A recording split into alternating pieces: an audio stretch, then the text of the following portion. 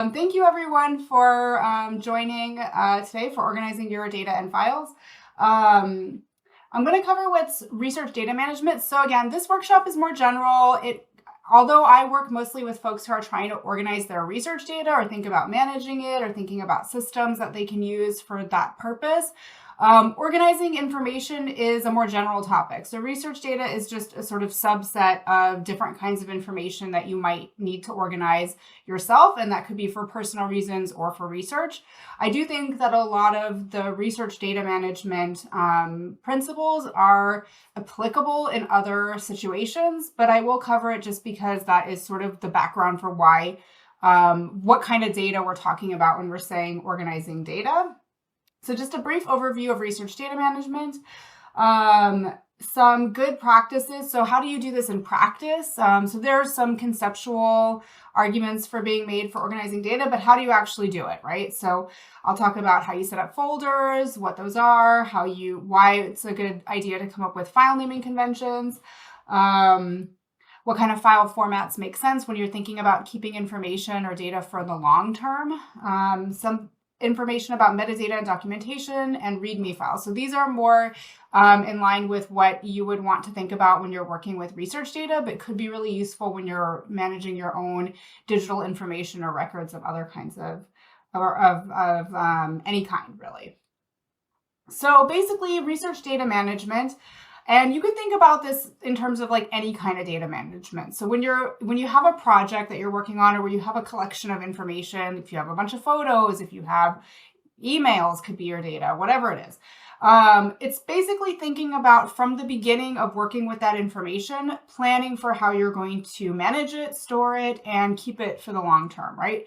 So in research data management context, you're doing a research project. You're trying to answer a question that's part of a research project. And in order to do that, you go out and you try to find some evidence to answer your question, and that can take the form of research data. So you would think about, in advance of doing the project, how do you create or collect that data? How are you going to do that? How are you going to use it? What data do you need? How will you organize it, structure it, name that data? And we're talking here about digital information typically, though not exclusively, but in this case, it really just means files. It doesn't matter if it's a spreadsheet or an interview transcript or a photo or an image. We're talking about files, right? So not really what the content necessarily is, but more like, how do you manage digital information? So where do you keep it? How do you make it secure? If you have information that's sensitive, or if you have to restrict access only to people who are supposed to see that information, how do you do that? In what systems do you do that? What are things to think about when you're doing that? How do you provide access to people who should have access?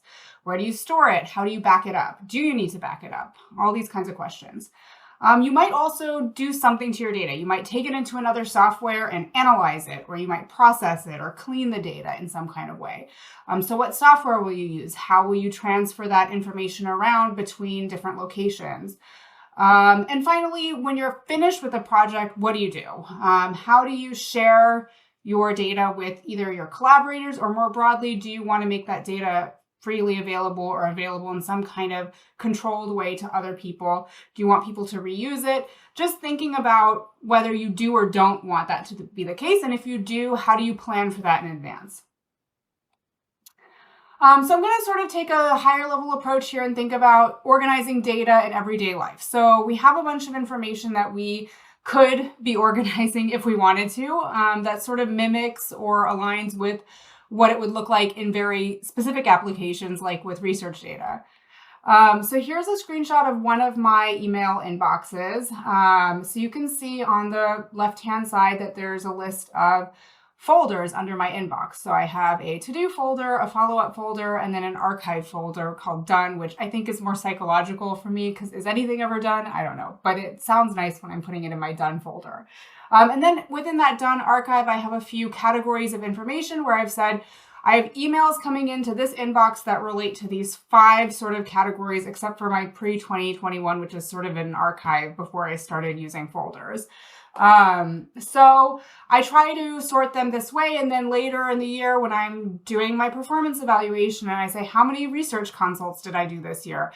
One way I can easily see that is just going to that research consults folder and sort of counting things, or at least just reminding myself, like, yeah, what what did people ask me about? What was I actually doing this year? What kind of emails did I get where people were requesting a consultation about research?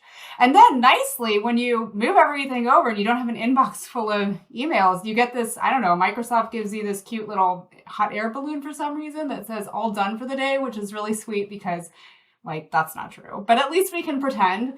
And it says, enjoy your empty inbox. And honestly, I gotta say, I'm like, it is very enjoyable to have an empty inbox. Doesn't mean things are like done, but it means out of sight, out of mind for at least that moment. The point here is that the way you could do it with emails is by setting up folders, right? You can categorize your emails based on sort of a higher level category, like what is it related to? Keep all of the things that are related to each other together. And that way, when you want to go find something, you somewhat know where it would be located and you're not searching your whole inbox trying to find something specific. Another example that I'm seeing, and I pulled this straight from a lecture in the School of Information Studies by a professor there, but the example is some people apparently organize apps on their phones. I do not have that many apps, so I'm not at the level of needing to organize them. But there's two different scenarios here. There's one where it shows someone who's organized it by type. So they've grouped things like social media apps together, and they've grouped things like utilities together. And then there's another option where they've shown by color. So it's people who have organized apps by color, not by category. Part of it might be that some folks find visual cues an easier shortcut for finding that information. So all of this is to say that there's not like a right or wrong necessarily. There are different ways of doing it. And we've got to think sort of more of like, what is the goal of organizing the information? The goal is to be more efficient, is to save time, right? In the long run, is to be able to find things. So as long as you have a system in place where it's not too convoluted and someone else could be trained on it, like if you tell someone it's by color, they would have to sort of remember these visual cues. It might be harder, but they could get the hang of it, right? It's not like something that requires 5 steps to understand in order to find that information. Then you're starting to organize things. But the key here is grouping things that go together into their own little folder. So in these contexts, you're sort of creating like a folder of that information. So basically what these examples show is that the takeaway is folders, folders, folders, right? Start with folders. Think conceptually about classifying and ordering things, whether it's data or whether it's something else. Like if you're trying to organize your personal photos and let's say you're like me and you have somehow 50,000 photos on your iCloud or something that you don't even want to look at because it's like just gross. Like how did that even happen? One thing you could do is start organizing them by folders in years and then by months of that year or by categories, photos of nature, photos of my vacation or something like that, right? So thinking about classifying things so that you can later say, oh, what did we do in February 2021? You can go find that folder. And even if the files within that folder are not super organized, at least you know all of that information is sort of related to that high level thing that you're trying to find. So what are some ways we can practice good data organization? So how can we do this in practice? I just wanted to go over quickly again this research data lifecycle model that we talk about in RDM. So I had mentioned that RDM involves research data management, involves thinking about all these aspects of collecting and managing data during a project. And I just wanted to say too that there's another way of thinking about it in terms of like, it's not just when a project starts and ends, right? So it's very linear, but rather that it's a life cycle, that you should be taking care of it during the project, but also thinking about how that information can be reused or be sustained or preserved in the future. So just a little illustration to show that it's not quite just like start and end, but more like we're going through this whole project, and when you think about all of these elements in advance and sort of have a plan for them or have an understanding of what you're going to do at each of these stages, it's much easier to then remain organized or anticipate your organization needs before they become a problem, right? So thinking about what do I need to know in the planning and designing phase versus if I'm collaborating and analyzing this information, what system does it need to be on so that I can collaborate with others, right? Can't just be sitting on my desktop, for example. That would be quite tricky, or I'd have to at least move it somewhere or do something else to be able to give access to people. So what would make more sense? How do I store, preserve, and manage it? How do I keep it secure? Do I work at an organization that provides secure storage that allows me to collaborate with others. Should that be the default kind of storage that I think about in that case? So sort of thinking this through from the beginning.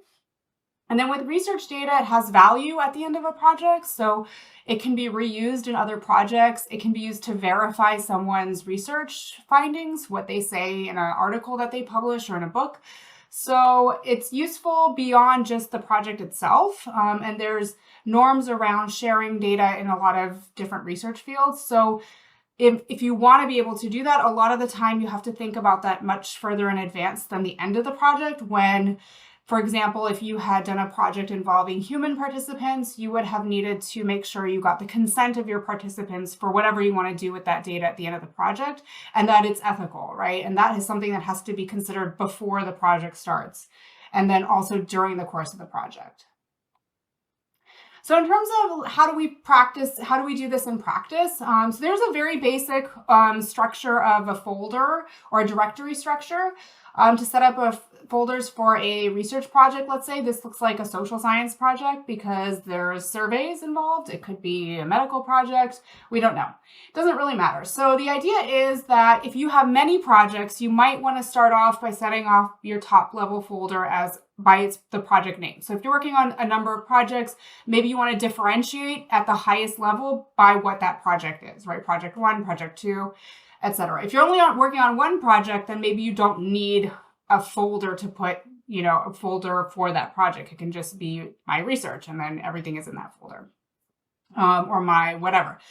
Then you might want to have some documentation. So if this person's running surveys, maybe they want a folder where they keep track of the questionnaire that they're using. If they're developing the questionnaire themselves, then they might have gone through some steps to revise questions and come up with a sort of final version of the questionnaire. So they might want to have that documentation and all the versions of that instrument or questionnaire in a folder. And then critically, you want to have a folder for your data. And here there's subfolders separated into raw and process data. So what raw data means typically is like the data that you collect from the beginning of your project without touching it. So you haven't added to it, you haven't transformed it, you haven't edited it in any kind of way. You've just collected it or created it, and then you put it in a folder that says raw, and then you work from a copy of that, right? So that would go into either a process data folder or a folder for like the data that you're actually going to use. So there's raw data, and then there's the data that you're using, your data for analysis, your process data, your clean data, whatever you want to call it. But it should be sort of a straight copy from the original version. And that way you can reverse engineer back to the original data set. So if you do edits on the original data set that you collect and then later have to reverse something or can't remember why you changed something, it's going to be very hard to compare or to like reverse engineer what the decision making was, especially if you're working on a project or with information that you're collecting over a long period of time. So something to consider that's the best practice is to sort of not work off the very original data set or the very original information. But if you want to do some editing, make a copy. And then put that in a separate folder so that you don't get confused about which one was the original actually and where are the copies of it or how many copies did I make. You might want to have a folder called analysis or process data or scripts or code. So the analysis folder could be something like if you're working with data where you have to run it through some kind of programming or statistical software and you have some code or scripts, maybe you would keep that separately. Maybe you would keep it with the data, depending on what program you're using. So that's a sort of optional folder. But critically, when you're working on a project, the goal of a project is some kind of output at the end. Is it an article? Is it a book? Is it an art performance? I don't know, but it's some kind of output, right? You're working towards something in the end to finish the project, to have something to show for that project. And so critically, you want a folder for the output. So let's say in this case, we have a paper that we're writing, an article that we're writing that's going to rely on this data. I want to have that paper folder be a sort of final resting place for the output, the article that's published in a journal. In that paper folder, I would also ideally have the data set that relates to that article. So whatever quote unquote final version of the data set that I have. And then I would also want to have any code or script or documentation that's needed to work with the data and to understand it. That way, let's say in 5 years, 10 years, someone says, oh, I read your article. I was a bit confused about this number or this figure that you had. I would like to see your data. You would say, oh, I know exactly where it is. It's in that final paper folder under that project where I have the manuscript of the article and I have the data set that I used for the published version, and it's all together. So I know exactly where it is. So that's the goal, right? Is to be organized so that in the end, you can find something that's the product of what you're doing, or that's the goal of what you're doing. So I'm also showing you a couple ways that you can organize research data in particular, just to show that there's not like a one size fits all for everything. So in column A, it's organized by file type, and this is sort of more typical of what you see, right? That someone's organizing code, data, and results separately. So they're going through a sort of linear way of thinking about the project, like it's chronological. The second example in column B is organized by analysis. So this would be more in line if someone's making a paper where they've used an executable document, which means that you sort of create a document where you can just click a button and it will run code, pull your data in, and it will have the writing piece of your article, let's say, all in one sort of script, right? So it can sort of reproduce your whole article from data, code, analysis, everything with one click. So you can do that in things like Jupyter Notebooks or in RStudio. In an R Markdown file, you can sort of create a document that has all of this information. And in this case, it would maybe make more sense to organize it by the things you're producing in chronological order in that document. But there's not like a right or wrong here. I wanted to highlight the tier protocol as well, and this is particularly for reproducible research data. I will put a link to that into the chat toward the end of the session. It's interactive, this web page. This is just a screenshot from the web page. But the left-hand column is interactive, so you can click on any of those folders, and then it will give you a sort of description of what would be in the folder. And it's a sort of template or boilerplate structure that's suggested as sort of like an out-of-the-box, I'm starting a research project. I want to know how you I want to know how to organize my research data, and I want to know what's like a best practice. So this is a sort of condensed version of what I showed have in the previous two slides. And I see the comment in the chat, and I'll get back to you in a second. Excuse me. So basically what I like about this is that the tier protocol was developed through like a grant where they brought it was a couple of PIs at Haverford College, I believe, who brought together researchers to sort of like a 2-day symposium type style event where they would just discuss what their students were doing, what they were doing, what they thought would be useful if people had research projects that they wanted to show were reproducible, where someone could verify the findings, look through all the data, look through all the steps, and understand how they got to the output. So they did this for several years, and then that's where this came from. So it came from sort of like a lot of community sessions with folks who work with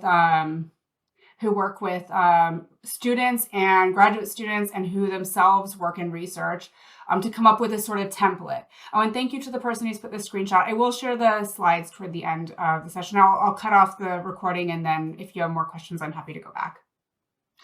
All right, so hopefully this is working. So I have a little poll. You should be able to not log in, but do this poll anonymously without logging in rather.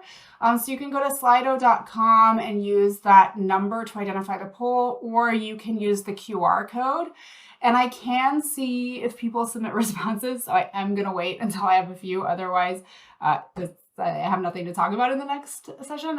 If you cannot see the Slido right now, someone let me know in the chat. But it's basically an image of a dog, and it's saying, I just showed you a photo of a dog, Chopin. How would you name this file? So imagining, or I guess thinking about this in terms of, this is an image file, right, that you want to name and put on your computer. So I'll give you about a minute.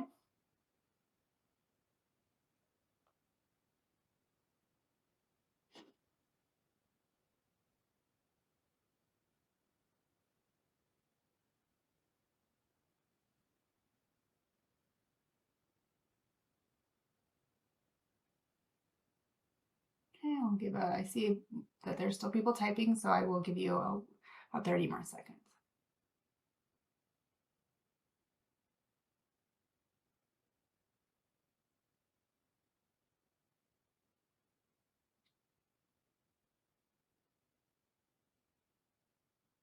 Okay. Okay, so we have some folks putting a date. Today's date? No, yesterday's date. Yesterday's date. Dog holding slipper, dog _ Chopin _ black white with the date, Chopin _ black white. Image, Chopin, very cute. That's very relevant information. Got to know that. I'm not going to open a file unless it says very cute. Either by name and then date, location, or by date and then name, depending on what's important to you. Dog slipper, dog Chopin, black white, dog Chopin with the year, month, date format. So one thing I wanted to point out here is that everyone is looking at the same image. Everyone has the same very minimal information. And everyone is more or less coming up with a different name for this file, right? So when we look at information, when we think about what's important, we all have our own subjective ways of thinking about this, which is fine, but it just shows that if you were sent a file by someone, or if you're looking at someone else's computer and their files, it's not clear or obvious that you would be able to understand what's in a file without opening it. Same goes for your own self, right? Like I have some files that I saved, I guess, 15 years ago or longer maybe. And sometimes I'm looking at them and I'm like, what is in this file actually? Like I had a file that was called Knows Magic. And I was like, what? And it was an image file. And I was like, what could possibly be an image of knowing magic? And then when I opened it, I was like, oh, it's graffiti or something. And for some reason, I thought that was the right description of that graffiti. And I thought it was interesting, but I would never have remembered that. It was like 15 years ago that I did that. So that's all to say that it's for your own self over time to not have to open files to be able to understand what's in there, and also to demonstrate that everyone has their own way of thinking about what information is important, right? So if you want to have something that's sort of more standardized, if you're working with people, if you're collecting information, if you're going to share information, you want to be sort of mindful of coming up with some kind of standard within your group, or thinking about whether there's a standard in the field that you work in terms of the kind of information that you're collecting. So here's a little sort of comic from XKCD. There's sort of like a well-known comic-y, bloggy thing that is geared toward academic humor. So it's basically a stick figure looking over someone else's shoulder who's on a computer, and they're saying that they've named all their files like Untitled 138 copy, Untitled 138 copy 2, Untitled 139. And then the caption says, pro tip, never look in someone else's documents folder. So I think we've all been here, or I don't know, if folks have been using computers for 20 plus years, I'm sure they have been here at some point. And I'm not afraid to admit that I have been in this situation, and it's, you know, never too late for people to get it under control. So, but I think that this used to be quite common. Maybe it's less common now, but I think that this is something that a lot of people can relate to. So what are the best practices then for file naming? So we talked about structuring information in folders. So you categorize files into folders. That's the first step. The second step is naming files well enough so that you wouldn't have to open it to know what's in it, right? And so that can be tough, but if you start practicing, you'll get in the habit of realizing, oh, I've come up with, like a system. And now when I see new files, if it aligns with that system, I really can recognize what exactly is in there. So these are all suggestions on this best practices. You don't need all of these in the file name, right? So it really depends on what is the information you're trying to name and organize, and who needs to have access to it, and how much detail do you need to really understand what it is, right? If you put a date on a file name, I would recommend the international standards. So there's an international standard for date formats. It's 8601. So that's within the ecosystem of international standards. And the reason that there is a standard like this is that it works across almost, I would say, all to 99.9% of like machine systems. So computer systems, computer software, things like that. So it's meant for machines to be able to ingest this and understand it's a date, right? So we came up with a standard so that when you work across different software, different systems, that software, that system can understand what a date is if we all use the same format, right? Like if we start using characters, so this would be in digits, year, month, date in numbers. If we use like a shorthand for months, for example, well, in English, the month of April is not going to have the same shorthand as the month of April in French, for example, of Africa, so you'll be using different letters, different characters, and then it won't be standardized. And then should software really be able to recognize the shorthand for months in characters for every possible language, for every iteration of that, right? So that's not really feasible. And that's why using digits will ensure that if you're working in a software or system, that machine can understand it's a date. And believe it or not, I think even Excel knows that that's a date. Ha ha ha, it's my one and only Excel joke. Okay, so I would also say that it's useful to put project acronyms. If you're working on many projects, you might want to come up with an acronym so that you have a shorthand for indicating what file goes to what project. Ideally, you'd have the files for that project within their folders, but if things get moved around or a lot of people are making copies of something, then you might want to also indicate at the file level where it belongs conceptually, like what category of project it belongs to. If you're working on a team or with a group, or if you have multiple people collecting information that's going to get put together in some kind of way that's going to get aggregated, you might want people to put their initials if they're the ones that create that information or upload that information. And that way you can trace back, like if there's, not only if there's a problem, but also let's say someone did a really good job and you want to thank them. So you want to know who made that information, who collected that information.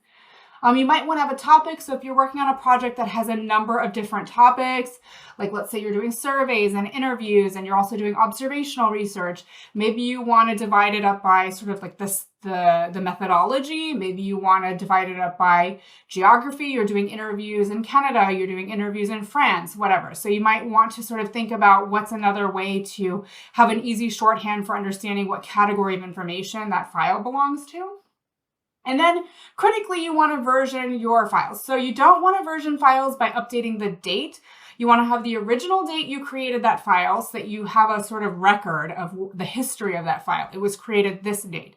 If you update the date, then you sort of lose that historical trace of like, when was it actually created and how old is it and other kinds of things. So instead of changing the date, you want to put a version number. So let's say you collect some information and then you make a second version. You collect your raw data and then you want to do analysis on a copy. The copy would be version 2, for example. And here's a big update in the world of files and research data management and naming is that we are advocating for using leading zeros. So you'll see in my versioning item here that it's 001, 002, etc. instead of like 1.1, 1.2. We're getting away from using punctuation to differentiate versions. So getting away from using the period or the point to like differentiate 1 point whatever. That's because a period can be a delimiter in some systems. So a delimiter is something that breaks up two pieces of information. So machines or computers, when they read something, they have built into their programming a sort of stop. It's usually a slash or a backslash, but in some software, it can be the period. So when it sees a period, it's like, okay, you're finished with whatever you're saying. There's ways around that to sort of like include all the information, but it takes more work and it takes like knowing that the system can't read it, right? So to get around that, we're recommending using leading zeros. So then I have an example at the bottom. And if you want to break up these elements in your file name, the recommendation is underscore, hyphens are also usually fine, or you can use something called camel case, which is where you use lower and uppercase letters to differentiate different elements of your file. And you want to be careful not to like make a file name that's like 200 characters long. And someone asked, what's the reason for the lack of hyphens?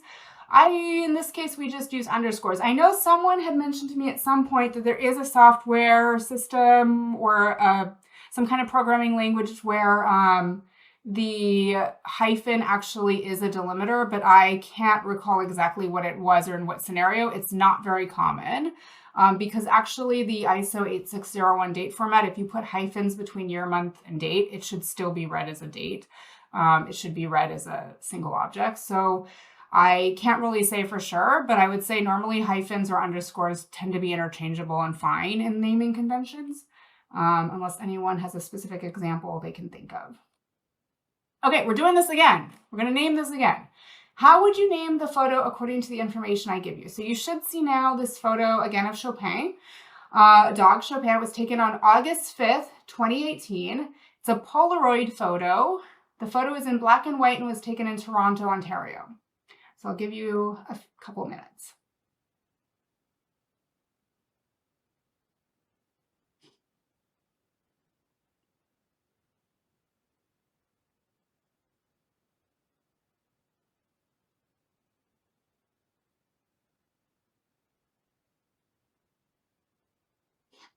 And I can see people typing. I think we can all see it. So I will wait for a few responses at least.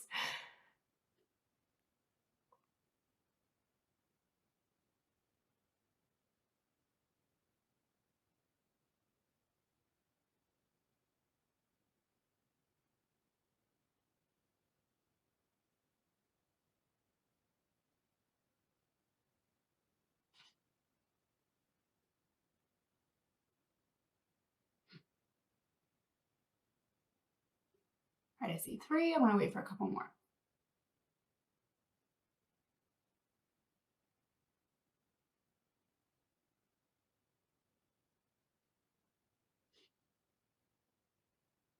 Okay.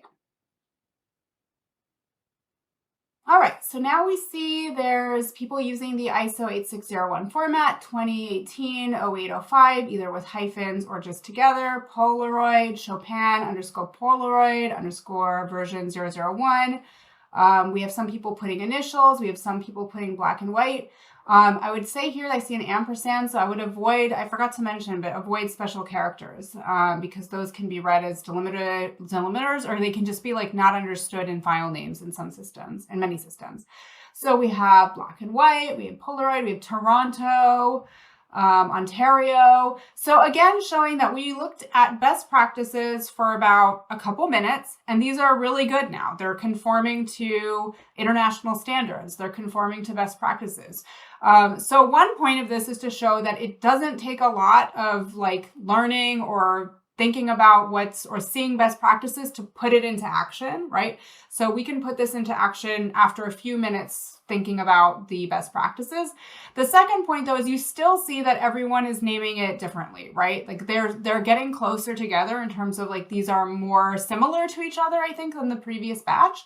But it's still that some people still highlight certain information and other people are highlighting other information. And they put it in different order, which in the file name, which can have some implications as well. So all of this to say is that if you really are working on a project where other people might have access to, a lot of people might have access to the information and be working together, or if you intend to share your information at the end of your project, if you intend to publish your research data, you want to have it written somewhere in a document, like how you're naming your files and why, right? Like what is the key for this? What is the schema for this? So you just want to have some explanation, and then everyone who has access to it will be like, okay, then I know exactly what this list of files is because this person has explained it to me. Someone has asked about name length and that some softwares have file path length restrictions. Yes, so this is something that can vary. I would say not that shorter is better, but something to be mindful of actually is that whatever files you're putting into folders, whatever folder your file is in, the name of the folder is part of the file name as well. So that file is actually the name can be quite long. If that's a file that's within 3 other folders, then you have all those 3 folder names plus your file name. And I do think that, for example, there is a cap in Microsoft products for file names. So I think like in SharePoint and Teams and OneDrive, it's long. It's something like 260 characters or something. So that's like a solid half paragraph, right? To paragraphs, half paragraph, let's say. But I will say to be mindful, some software has a much more like restrictive cap on the number of characters or digits that can be in a file name. So it's something to be aware of in the system you're working with. So I would say it's always a balance between having information to understand what that file is versus having it be too long and then very difficult to work with, especially if you're working in like scripting or programming languages. Having very long file names is kind of just like annoying. So I would say you have to balance those two. But yes, something to be aware of is that there are caps in software in a lot of software and a lot of systems on the length. And so for example, in SharePoint, I think it's not obvious, but if you hit that cap, it will just cut off the end of your file name. Like it will just stop. And if you're looking at it online, like you might not see the full file name anyway. So you might just see a list of files that start off with the same name, but then had some unique information at the end of the file. And you may not realize that it was completely deleted from the file name because it got too long or something. Like it's not that obvious. It won't tell you or warn you. It'll just do it. And then if you can't view the full file name, you won't really know. So that's something to just be aware of. It's a really good point. I see the other question. I'll get back to you. I just want to make sure I get through the rest of the training, and then I will come back to the questions in the chat. So when naming files, again, the idea is to add enough information to uniquely identify whatever it is. It can include things like date, version, author. Doesn't necessarily have to. It may include things like a pseudonym, topic, or location for the context around that information. You can also put this information at the folder level. So if you're doing interviews in different countries, maybe you want to put at the folder level, like interviews France, interviews Canada, or whatever it is. That way, maybe that information doesn't have to pass through to the file name. It depends on how you're organizing things, right? So there's a lot of context that goes into that, and whether those files will stay in their folders or be copied out or be taken out, right? So that also matters. So you want to use dates in the ISO 8601 format in order to sort your information chronologically. You want to use leading zeros to sequence files, and you want to avoid special characters, right? Because those can be read as sort of stopping points or delimiters in a lot of software and systems. And just another note on like what the implication is for how you set up your file name. It allows you to sort by the information in the name. So depending on which element is first, in most like out-of-the-box operating systems, you can sort of sort on the first characters essentially. So if it's by date, then it allows you to sort chronologically very easily. If it's by type or subject, then you can sort based on a category. And in some systems, when you create new files or folders, it will put them in the order that you create them and not in alphabetical or chronological order. So if you want to force it to be in a specific order, you would have to, it's the inverse. It would put them in a sort of alphabetical order, but if you want to force it to be in a specific order, you would have to put numbers or some kind of forced ordering system in front of the file names. So something to think about. I'm going to make a few notes about file formats and then other kinds of things that go along with organizing information, which is things like documentation and metadata. And then I will end a few minutes early, and I'm happy to take questions. So for file formats, we also want to think about long-term, what's going to happen to that information. Do we need to keep copies of our information or data in preservation file formats? So it's also called archival file formats. So this is sort of thinking about the fact that over time, completely disaster. Okay, so preservation file formats, got to preserve things. Make sure that you're using things like keeping a copy of a CSV or tab or text for spreadsheets and text. So Microsoft owns Excel and Word. They could wake up tomorrow and sort of decide like not to support those programs anymore. It's unlikely, but it's not impossible. So it's something that we want to consider to make sure our files don't become obsolete over time. I'm going to make a couple quick notes about metadata and just go through it a little bit faster than I normally would, but essentially metadata is data about data. So it's information about your data or about your information that helps you understand it, helps other people you're working with understand it, but it also helps people be able to use it in the future, right? So like in the case where people want to reuse your data or you publish your data, they need some information. They need to know how you collected it. They need to know all those things involved in data management in order to interpret it. So this can include some very specific schemas. I'm not going to get into that, but in terms of what we're thinking about, there's two kinds of metadata. There's machine readable metadata and human readable. So what we're trying to think about is, what do humans need to be able to work with that data? They need a description of it. They need to understand what's in the files, why you named your files in a certain way. How are they set up in the given folders that you have? We also need machine readable metadata. So if you're putting it into a data repository on a certain system, the machine will need some information like dates in the right format, in the international standard format. So thinking about this in a more practical sense, what does this mean? At the project level, you want to think about things like you want to think about the description of your project. So who created it? What's the title? Do you have keywords that would help people understand what it's about at a high level? Do you have an abstract that describes your data? You also want to think about software issues, copyright, licensing, and privacy. Do you need to license your data in a certain way? Are you using data that has some restrictions on it? Do you need specific software? Would someone have to know that in order to use your data? And then at the file level, we can think of things like, if you, during interviews and you have transcripts of interviews, who's the person who conducted the interview? What was the topic about? What was the location? Are you coding any information? Are you anonymizing that information? And if so, what is the sort of schema or logic you're using to anonymize it? What file format is that data in? And lastly, I want to talk about a README document. So this is something I highly recommend in terms of creating a document that goes with your information, especially if you're working, let's say, on like a big research project, or if you're working on, sorry, I'm just gonna, oops.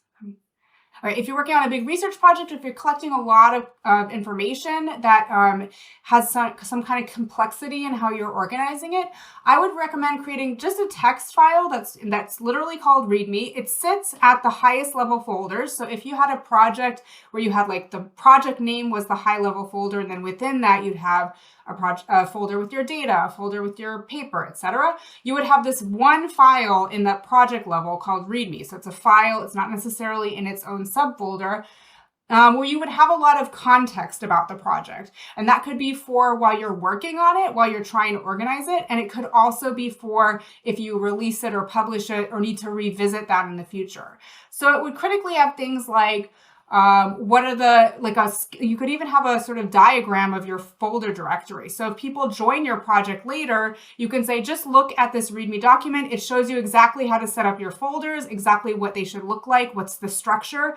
And critically, it has our file naming convention. It shows you how to name files in what order and with what kind of particular elements, right? Everyone is going to do that the same way in our team. So that way, if I get files from one person on the team or another person, they're all standardized. They're harmonized with each other.